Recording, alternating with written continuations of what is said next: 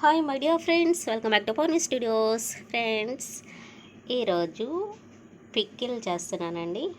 బెండకాయ ముదిరిపోయినవి తీసుకున్నానండి. నేను పావు కేజీ తీసుకున్నా. ఇప్పుడు స్టవ్ ఆన్ చేసి పాన్ పెట్టేసిన. పల్లి ఆయిల్ వేసుకుంటానండి. నేను పల్లి ఆయిల్ అయితే పిక్కిల్ టేస్ట్ బాగుంటుంది. కొంచెమే వేసుకున్నాను నేను, ఎందుకంటే బెండకాయ నీట్గా కడిగి పెట్టుకున్నాను నేను. ఇవి పచ్చి వాసన పోయే వరకు ఫ్రై చేసుకోవాలండి.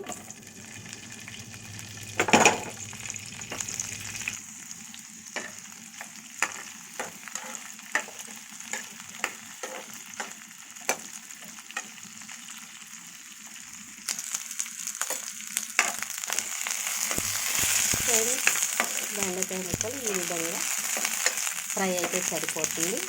ఇప్పుడు బౌల్లోకి తీసేసుకుందాం. ఇదే కడాయిలో కొంచెం ఆయిల్ పోసుకొని పోపు కూడా రెడీ చేసి పెట్టేసుకోవాలి. ఆవాలు వేసుకోవాలి.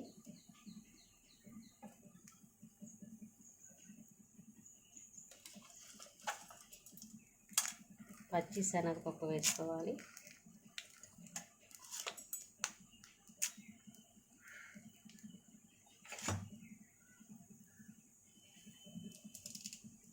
కరివేపాకు వేసుకోవాలి. కొంచెం మెంతులు వేసుకోవాలి. సర్కలు వేసుకోవాలి.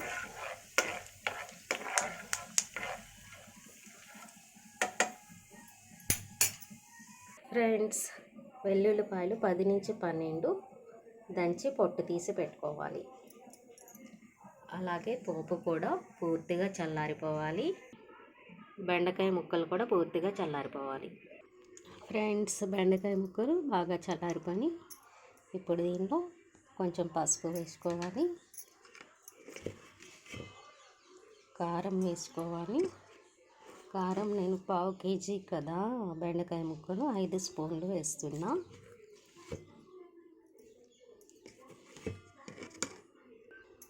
ఒకసారి కలిపేసుకోవాలి.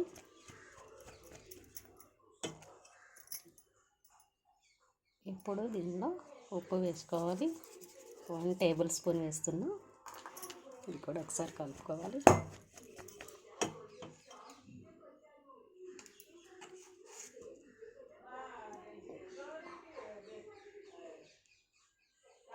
హాఫ్ టీ స్పూన్ మెంతి పొడి వేస్తున్నా. ఆవపిండి 2 టేబుల్ స్పూన్స్ వేస్తున్నా. ఒకసారి కలిపేసుకోవాలి మొత్తం.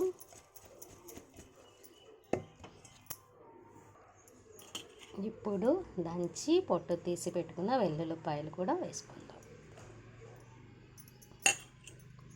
ఒకసారి కలుపుకున్నది. ఇప్పుడు పూర్తిగా చల్లారిన ఆయిల్ని పోసుకోవాలి. ఇప్పుడు పోపు వేసేసుకోవాలండి. బాగా చల్లారిపోయింది, అందుకని కలిపేస్తున్నా.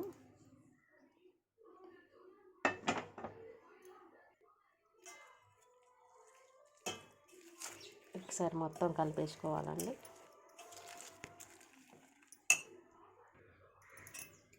ఫ్రెండ్స్, బెండకాయ పికిల్ రెడీ అయిపోయింది. ఓకేనా? ఒకసారి మీరు కూడా ట్రై చేసేయండి. ఇది 3వ రోజున ఓపెన్ చేసి చూడాలి. ఆయిల్ తక్కువైనా ఉప్పు తక్కువైనా కలుపుకోవాలి. ఓకేనా ఫ్రెండ్స్? ఇది ఫ్రిడ్జ్లో పెట్టుకుంటే 3-4 మంత్స్ వరకు నిల్వ ఉంటుంది. వెజిటబుల్స్ పికిల్ కదా, 6 మంత్స్ 1 ఇయర్ అలా ఉండదండి. ఫ్రిడ్జ్లో పెట్టుకుంటే ఫ్రెష్గా 3-4 మంత్స్ వరకు తినవచ్చు. ఓకేనా ఫ్రెండ్స్? ఒకసారి తప్పకుండా ట్రై చేయండి. మీకు ఎలా వచ్చిందో కామెంట్ చేయండి.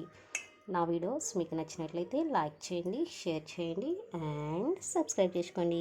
Bye, take care.